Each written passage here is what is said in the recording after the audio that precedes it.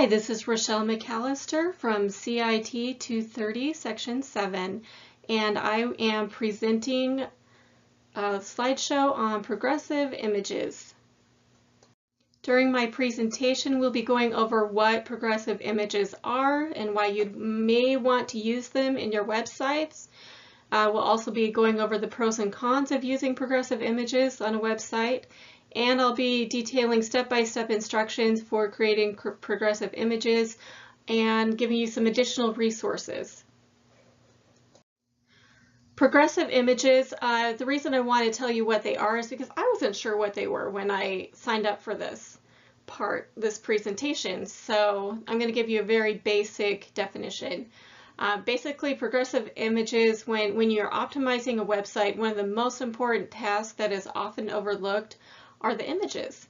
Images can take a long time to load, especially when using free or shared hosting services. The first example pic that you see right here shows you a baseline JPEG, and that's usually what we're using. And this is how it loads. It loads just a little bit at a time. You've probably seen that on some websites. They take a long, and they can take an especially long time to load if your visitor's using a mobile device or if they have a slow internet connection. On the other hand, progressive JPEG loading style, as you can see right here, it starts out very pixelated and then it moves into a sharper picture. You can see this example used on Facebook and some other sites. The JPEGs for progressive images are 2 to 10% smaller than the baseline JPEG, and they also produce a beautiful image if they're incorporated correctly.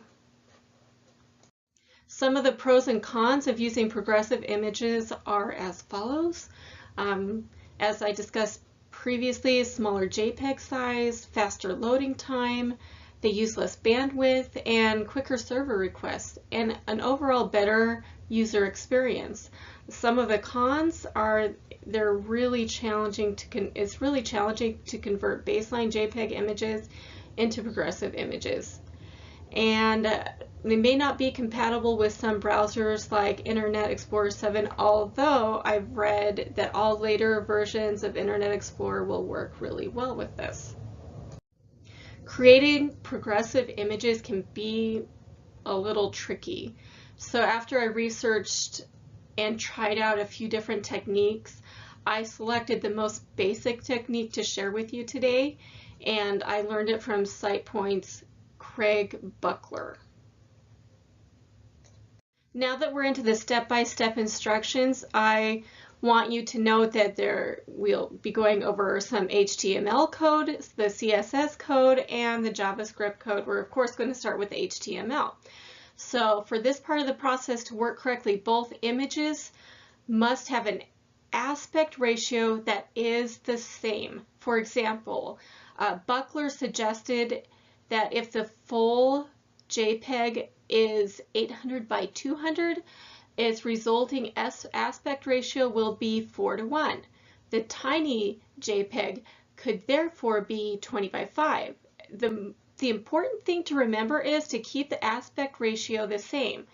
So you can see this here in the orange, you have the code for the full JPEG, and the red right here is the tiny, the preview, and then you just close like this. So there's our little step one. Next, we've moved into CSS. Now we want to get started by setting the necessary container layout properties as shown here in the orange. Next, remove the usual link pointer as shown here in the red.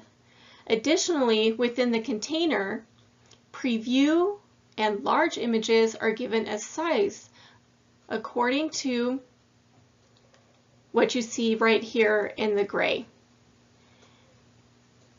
The height auto must be used, or Internet Explorer 10 and 11 may display the images incorrectly. So here's the code that you need for step 2 for the CSS. Okay, the final coding for the CSS is a definition of the styles and animations for the image when it's displayed. So this code that you see right here, if you recall from a previous image where you have that pixelated image that goes into Sharp, that's basically you're providing the styling or the opacity for that. And that is what this bit of code is. And now we are ready to move on to JavaScript. Okay, the JavaScript portion of this or code for this is really extensive and it's a little hard. So I recommend that you play around with it a little bit, maybe copy paste and see how it works for you.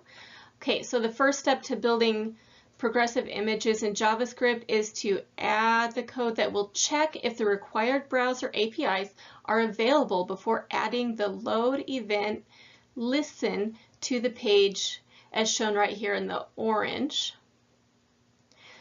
The load event occurs after the page and all the properties finish loading. Next, every image container element with the class names progressive and replace are obtained as shown right here in the red. Following this step, the InView function is defined. This function decides if each container is in the viewport by associating the getBounding client rect position right here with the window.page-y offset vertical scroll position, and that bit of code is right here in the gray. So let's keep going on. Okay, part 2 of our JavaScript, it continued.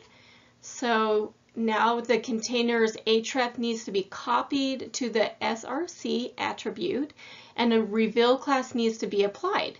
This can be done by using this following chunk of code. Our next bit of code that we need to add to the JS is after the IMG loads, the internal add IMG function is called by using this code.